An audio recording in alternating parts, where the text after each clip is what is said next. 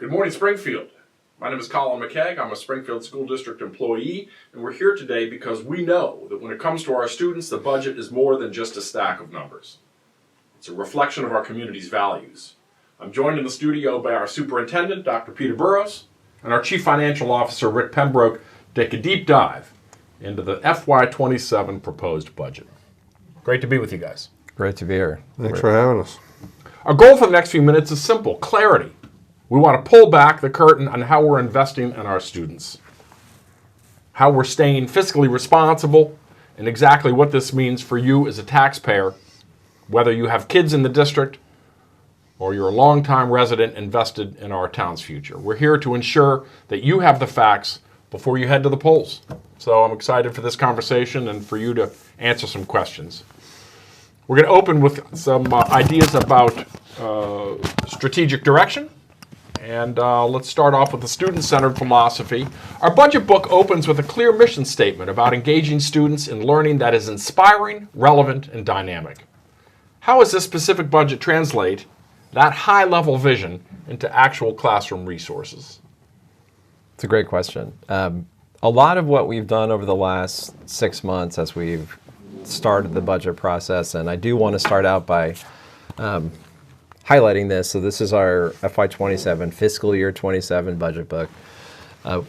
We realized as we started this year and looked at all of the different priorities that we've established through an action plan that we created for this year, and our long-range work on a strategic plan, which we're working on, that we had to align our budget with our vision and with the things that we're committing to, the systems that we're building within our schools and within our district.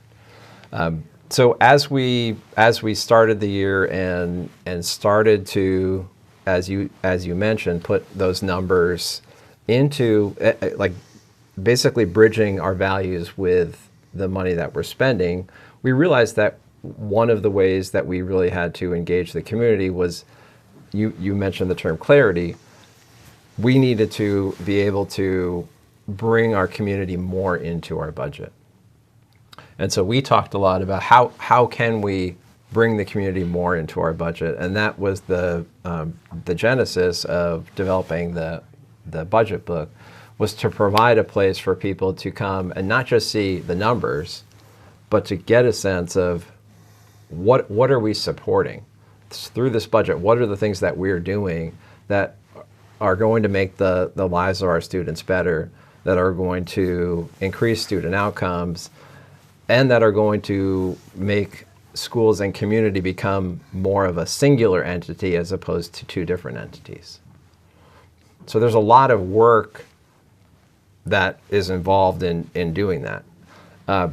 Some of the key points, which I think are really important and are highlighted in the budget book, and we've been talking about in board meetings and throughout the community, are the development of an instructional framework.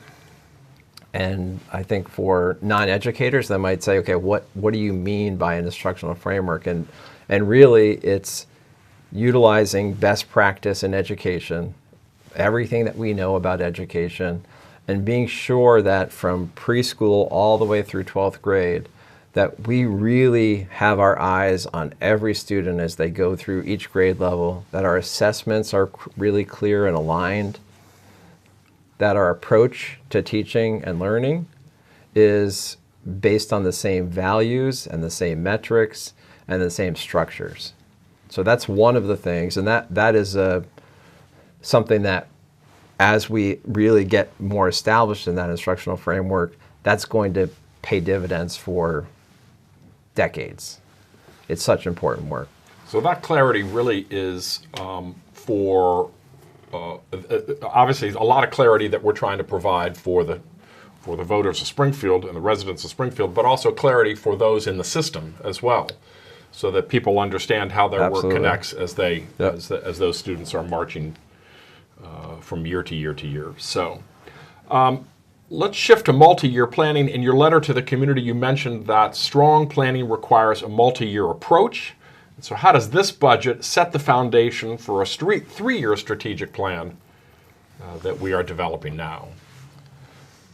So we are currently, and actually this week, we'll be sending out information I'll be sharing with the community on Friday in my superintendent bulletin, an outline of our strategic planning process. So the rest of this school year will be dedicated to developing the strategic plan. It will be probably 4 years, a 4-year strategic plan. And in terms of the budget and how the budget connects to that, it's as you read through the budget book and you see the investments that we've made for next year, we are setting the kind of building blocks for the work that we know we need to do in the years ahead. So one example of that in the budget for next year is shifting our instructional coaches and creating a system both with instructional coaches, with intervention, and really working towards providing the supports as we build that instructional framework. We are also looking at what does that mean in terms of our staffing.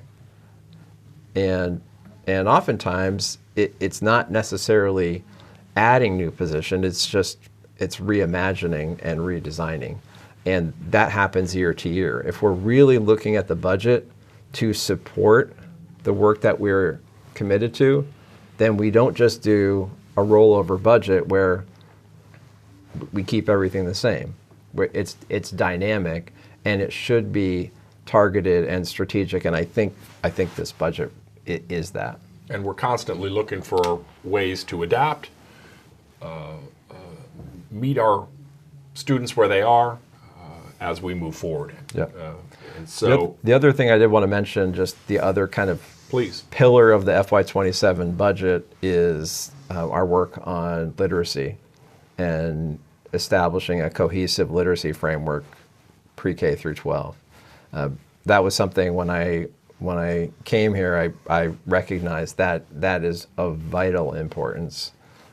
There are so many other factors in a student's life that are impacted if we don't have that really dialed in. It's pretty important. It's Very it's important. paramount. Yeah, paramount. It's paramount. Thank you. It's Yeah. paramount. Yeah. Well, I'm seeing a lot of that work myself as somebody who serves on the instructional framework, sees the literacy materials that we're looking at, knows a little bit about the groups that are piloting some of these programs. So that's And the been, training that's supported within here too, right? The Yep. literacy training. And I will also say this, I have a unique role in that I work pre-K-12, and so I am seeing firsthand some of the investments that we are putting into the physical plant as well. And so it's really nice that our schools, the physical buildings, are not staying still as well. We continue to invest in those buildings, and the playground at Elm, the heating and ventilation at the high school, among many others. So let's pivot a little bit towards financial stewardship and efficiency and fiscal responsibility. We've described this fiscally responsible as a fiscally responsible budget. For the listeners at home, what specific steps did we take this year to ensure that we're keeping costs sustainable while still meeting the diverse needs of our students? I assume that Peter wants me to take this one. Let me take a step back to how we build the budget first. We build it with the students in mind. We look at our student population. We look at the needs of those students. We provide those to each of the leaders in each of the buildings to say, this is what your population is going to be, and these are the needs of those students. And so we work designing programs and curriculum that meets those needs and fits those needs. As part of that, we have a need at the pre-K level that we're losing private partners that we've been working with over the years, and there are a number of kids that are not being served. And because of the drop in population, birth rates that we're experiencing, that is a national trend, not only a Vermont or Springfield trend. We looked at those students, looked at those needs, and we made the conscious decision to drop a kindergarten and a first grade position. We added a pre-K position because of those needs of the private providers out there are having difficulty serving those students. So we look at each one, we look at every dollar very carefully and make sure that we are doing what's right for the district. And, you know, speaking of the facility work that we've done, I'm particularly proud that not everything is an energy efficiency project, but we try to maximize as much as we can so that we get that return on that investment. And if I'd known some of these questions, I might have been better prepared. But You're doing great. you know, we are saving now on an annual basis between heat and electricity, you know, probably well over $150,000, which is, I equate that to a teacher and a para. So, you know, by the investments we've made, we're able to save money that we can invest into personnel that have the direct impact on the students and hopefully getting a return on that investment. Yeah, no, that's great. Let me zoom out just a little bit and talk about the statewide pressures, which are enormous. And of course, when we build budgets, we know that personnel is a huge portion of that. School funding in Vermont is notoriously complex. Can you break down how the current statewide funding structures and property tax trends influenced the final numbers that we arrived at for Springfield?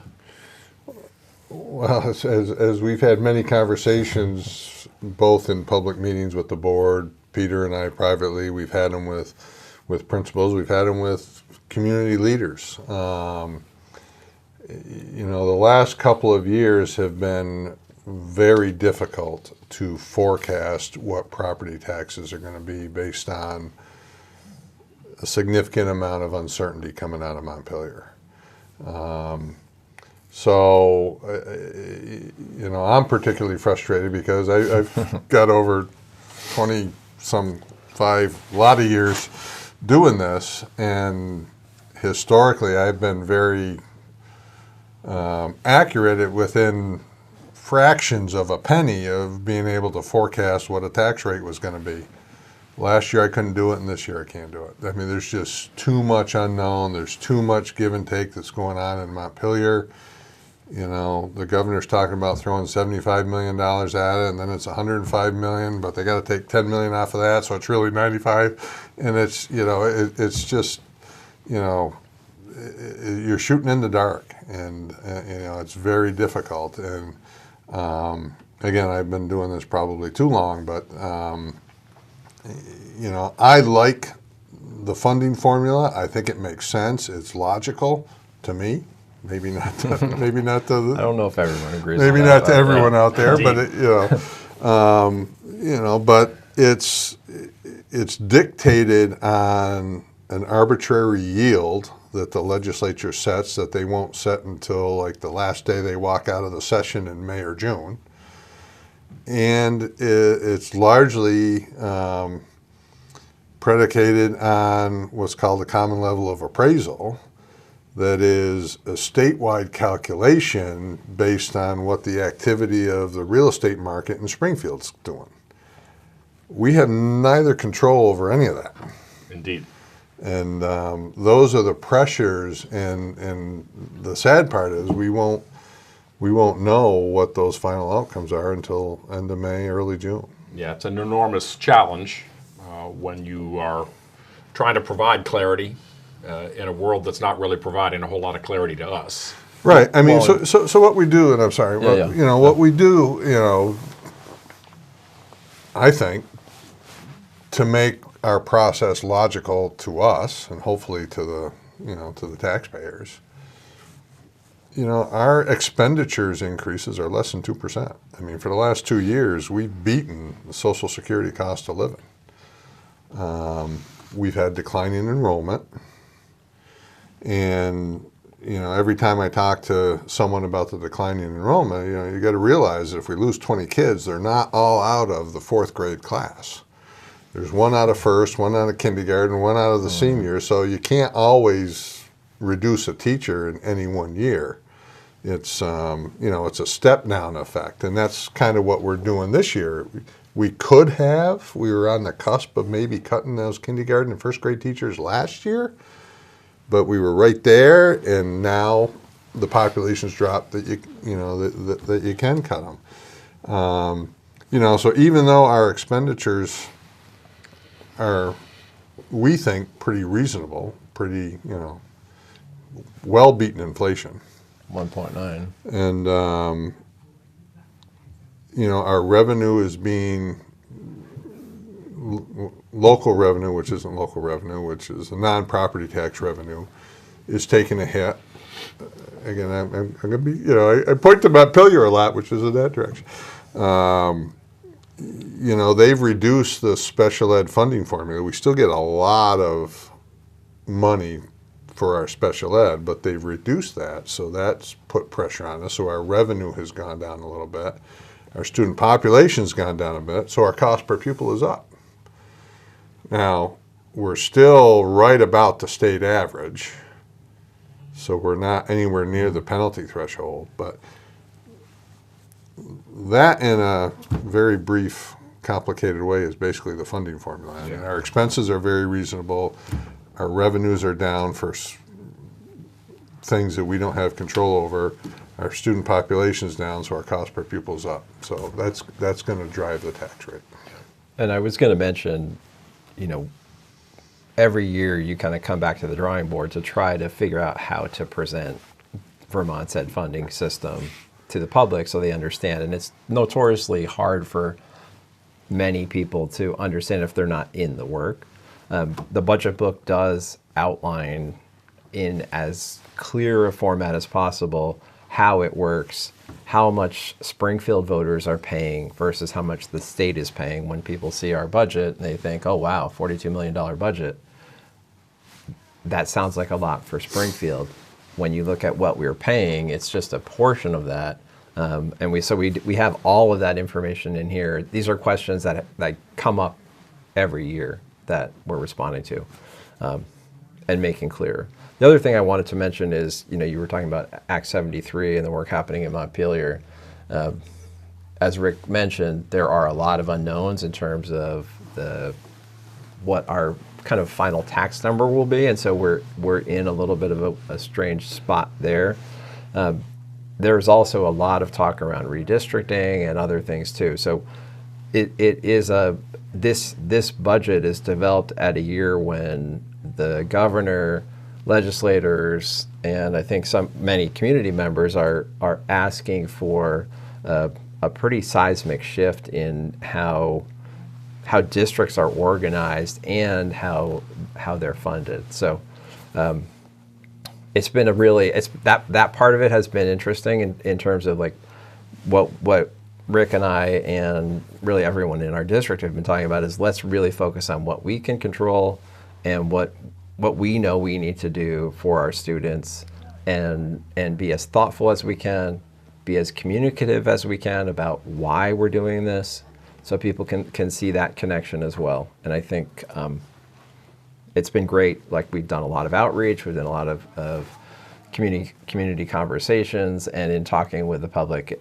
it feels like that's a place we want to continue to grow. Yeah, that's great. I can say that I know lots of people are appreciative of how much listening you have done when you came to the district, and you really made it your goal to go out and hear from all these constituencies and ask these people to talk to you. So that's been great, and I appreciate of that. And we can't.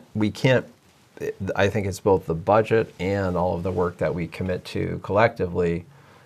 I can't come in this role and tell people I have all the answers. Here's what we're going to do. Let's do it. Even if those could be some of the right answers, we have to build it together. Indeed. And we have to build the budget together. And that's where, I think we're asking the community to be more a part of this process because this is our budget. And I think it's something that the community wants too. So I'm excited about kind of where we are and where we're going to be in future years as we continue to grow in this Yeah, way. that's great. Thanks. And the budget book is beautiful and took a lot of work. I know that when I look at it. I see it that way. I really see it for the amount of work that went into creating it. So thank you for that. And no matter what we do with teaching and teaching staff, right, the learning and the diverse needs of learners is always there, right? These students and the challenges and joys that they bring to the classroom, right, never go away. So pivoting to that, a key theme in this budget is building systems that respond to a diverse learning requirements. What are some of the primary student-centered investments, whether staffing or programs, that will help us meet those diverse learning needs? Well, I think one of the, we may have talked about this a little bit. We talked a covered little it, bit yeah. about some of the literacy work, and some of that's coming Yeah. from grant funding, some of it's coming from other places. I think if you look at some of the changes we're making, and we do highlight some of those systems changes here. If you look at our special education budget and some of the investments there and some of the moves we're making, we're really, I'm trying not to use a lot of acronyms as I'm talking to you, and it's really hard. Indeed.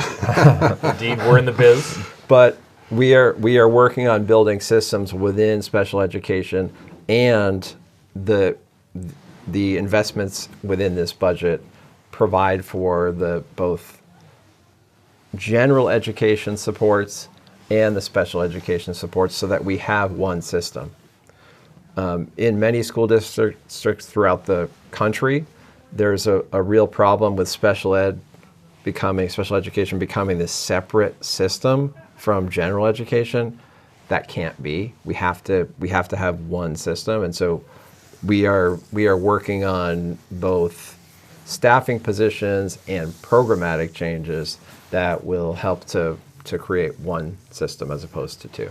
All our students, Yep. everybody coming into the classrooms Yep. and the schools every day, and how do we meet them where they are, Yep. and advance them and push them forward. Thanks. Can I piggyback on that for Please. a second? As everyone knows, I'm not the educator in the room, but one of the great things that we've done in this budget, and we've spent, superintendent, curriculum coordinator, myself, and a few others, is this literacy investment. And I can't speak enough that a lot of thought has gone into that, a lot of planning, and a lot of planning still needs to go into implement it.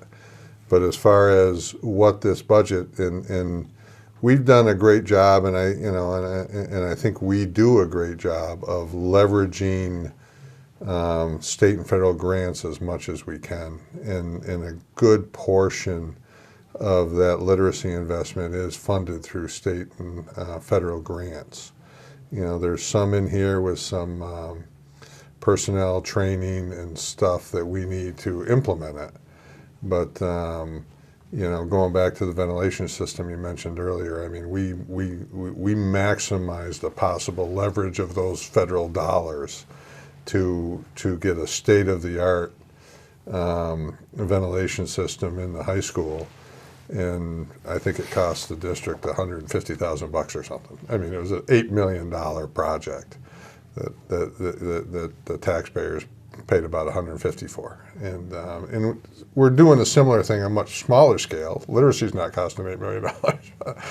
A much smaller scale, we're doing similar thing and leveraging those grants as much as possible. Yeah, and I see that in my work as I'm moving around the schools, the professional development and support that teachers are getting as they are getting on board collectively, and we are trying to move everybody, all the professionals, forward together to meet those needs. So the budget includes significant allocations in salaries and benefits, and we talked about the lion's share of a budget really is roughly 80%. Is really is personnel. Yep. So we certainly understand that. how are we ensuring that these investments help us attract and retain the high-quality educators that our community expects and really deserves? So I think one of the biggest things that I think employees look for when they're both within a system or when they're looking at making a change from another district or they're coming out of a post-secondary educational training program, they're looking for a place that's growing, that is organized, that has a positive school culture, a place where they feel like they're part of a team, where they feel like they're part of building the vision, where they're not being just told what to do, but there's a place where like there's a collective impetus to create change. And I think one of the reasons I came here and the thing that really excites me about being in Springfield is I feel like the collective energy of this community to envision something better and work towards it. And I see, as I talk with employees and prospective employees, I am really focused on helping them to understand that they're part of that process, that we are, as I mentioned before, in terms of budget development, and it's a community and school partnership. In the same way, being part of a learning organization this is our organization. And I think that is critical to all of our employees and prospective employees in terms of wanting to be here and seeing the work and seeing the value of the work and knowing that the energy that I put in as an employee is going to have a direct impact on something. I'm not going to be spinning my wheels, but when I am part of a committee like you are, looking at designing some of these systems, that in that committee, you're not wasting time. You're not sitting there and having conversations and the work's not going to go anywhere. And so that's really important, that people know that we are moving, we're doing things, we're committed, and we're energized. Yeah, that's great. I mean, I was feeling that this morning in the work that glad. I was doing as part of the committee. And he's not a plant. This morning. So it really is nice that people feel as though you are investing in them, in employees, and that the training that they're getting to further their careers really is helping them as educators, but also ultimately helping students, which is what we're all here for. So we've talked a little bit about maintenance and facilities, but maybe come back to that for a second. Beyond the classroom, the school district has massive operational needs. And how does this year's budget address those capital needs and the long-term health of our school buildings? I know we've talked a little bit already about the high school. I've seen that. I do spend quite a bit of time at the high school. I've been displaced so that the work can happen, but then moved back in relatively quickly to those new spaces with new ventilation, new heating, new windows, and literally the space that I work this year has had all of that happen to it, and it's just a much more enjoyable place to be. And so talk a little bit more, if you would, Rick, about infrastructure. Yeah, the board adopted a capital plan 5-6 years ago. And, they recognized they were putting $350,000 towards a $4 million annual need. And, they realized quickly that they were falling behind. A losing proposition, yeah. And so we have a capital plan, and the short story is everyone probably remembers that we've got a debt for the 2 elementary schools that were redone, I think 2009. They were totally renovated, and that as that debt service declines, we invest that money into future projects, largely at the high school and middle school. We do some lighting and heating projects at the elementaries. Even though everyone still thinks they're new, they're now 20 years old, and they do need tender loving there care. are a few leaks.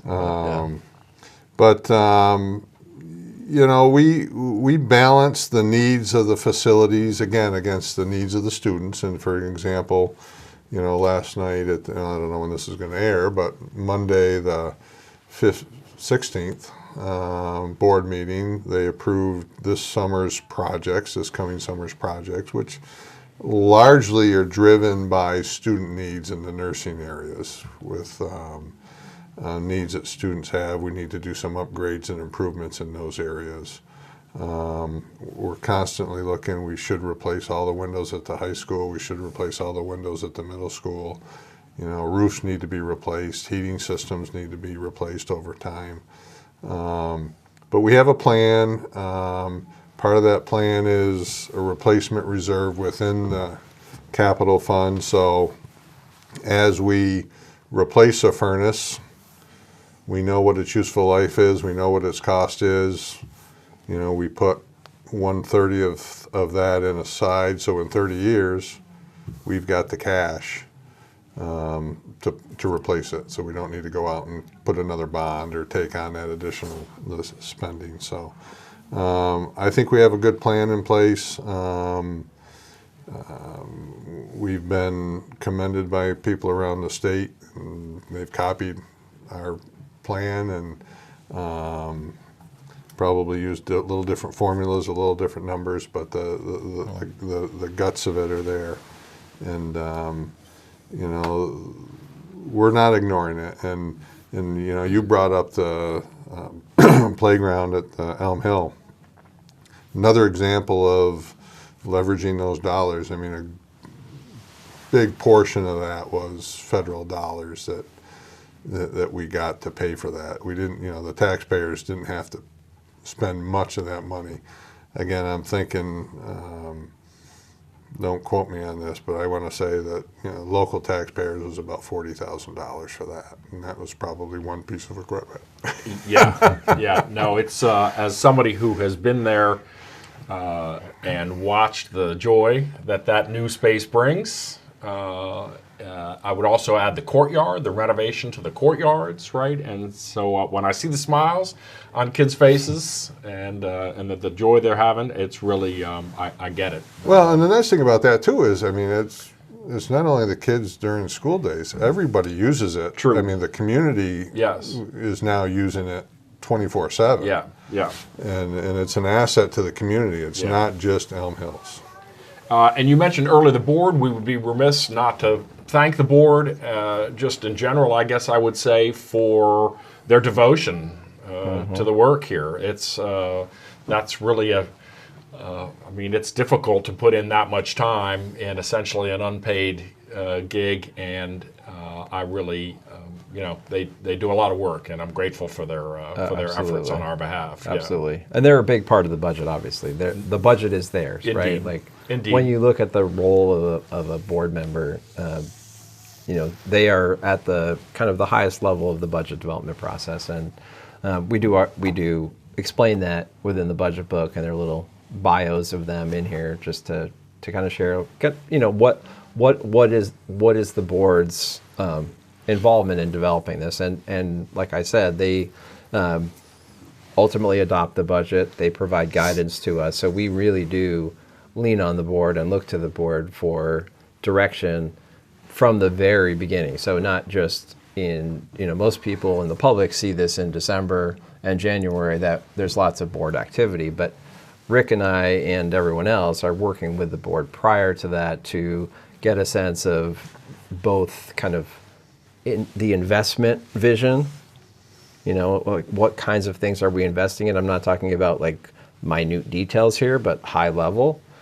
So we're getting that kind of visionary feedback and direction from the board, and then also, you know, the board they're elected from the community, and they represent the community, so they have to also have their finger on the pulse of where is the community in terms of the numbers, and what, you know, we have these needs, and the community is here in terms of like what we feel like we can sustain, and they provide direction in that area too. So they do a lot of work on the budget book. They're also join on a lot of the outreach that we do in the community.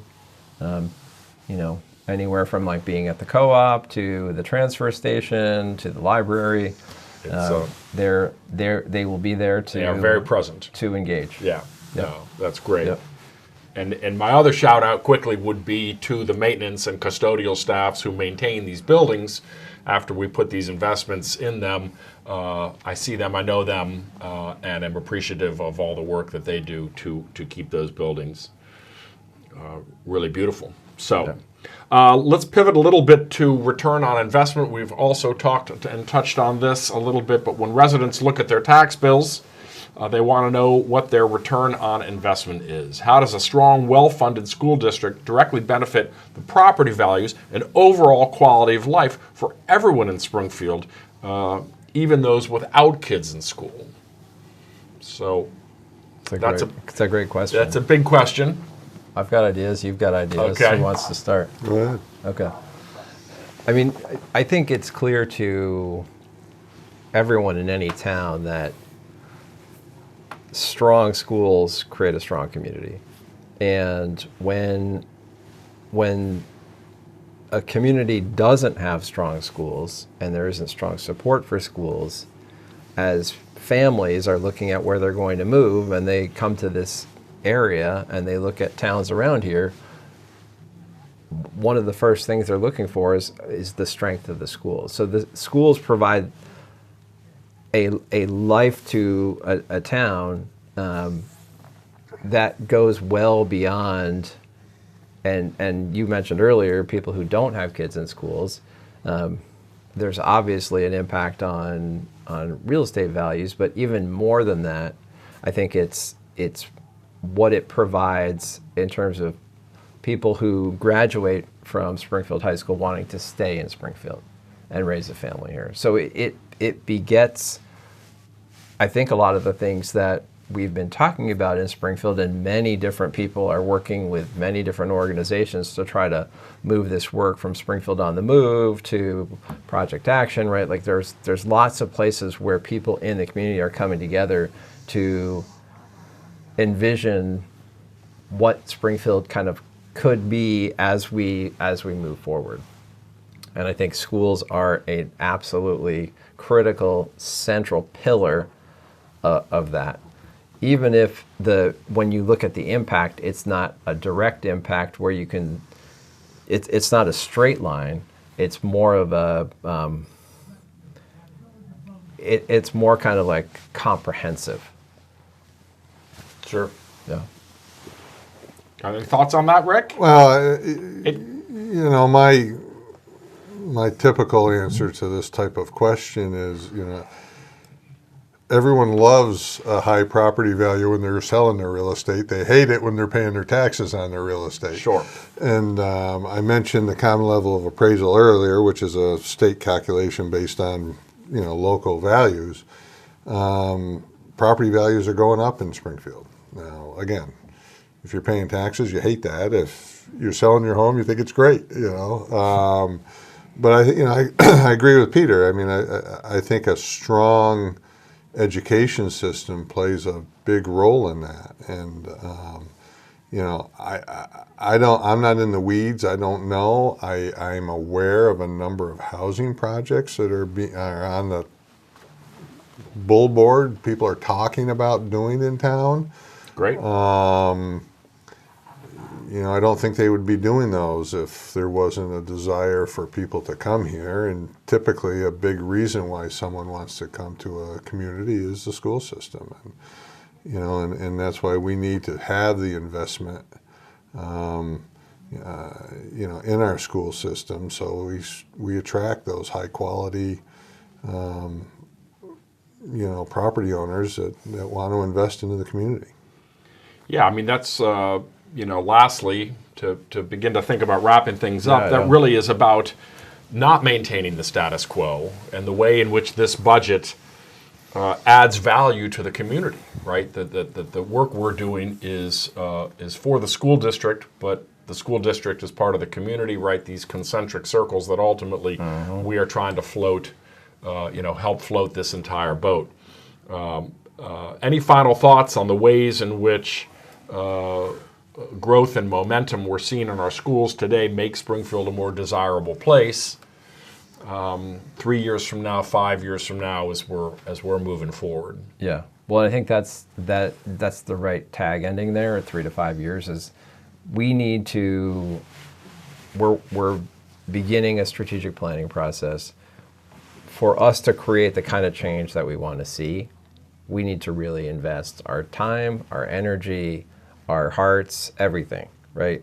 And it's not done in 1 year.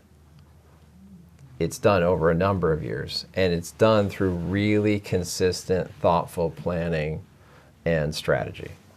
So I think if you spend time, and I think if the community spends time looking at this budget and looking at the work that we are doing in all of our schools and working from a district level, not just problem-solving issues at the school level. That's what we've done for quite a long time. But really looking at a cohesive system, pre-K through 12, and allowing that with like strong assessment, with strong teaching and learning, with structures in place for collaboration and for iterating and improving over time. If someone comes and looks at all this, I think they will see that this is something that's important to invest in and will have an impact in terms of the student outcomes that we are really focused on moving and again supporting all students, not one certain kind of student, but an advanced student who needs more AP courses, to a student who needs more time to just get those kind of final phonemes as they're learning to read. Great, indeed. Well, I'm a proud employee of the Springfield School District, and I enjoy my time and my work here, and the work that we're doing for kids is incredibly important, and the way in which we're supporting that with this budget, and ultimately then the way in which we're supporting people, buildings, the community as we're moving forward. It's a lot, and I appreciate your time and talking about it. So Peter Burrows, Superintendent of Schools, Rick Pembroke, Chief Financial Officer, thank you very much for your time. Yeah, great to be with you. Thanks for the conversation. You got it. Yeah. Good. All right.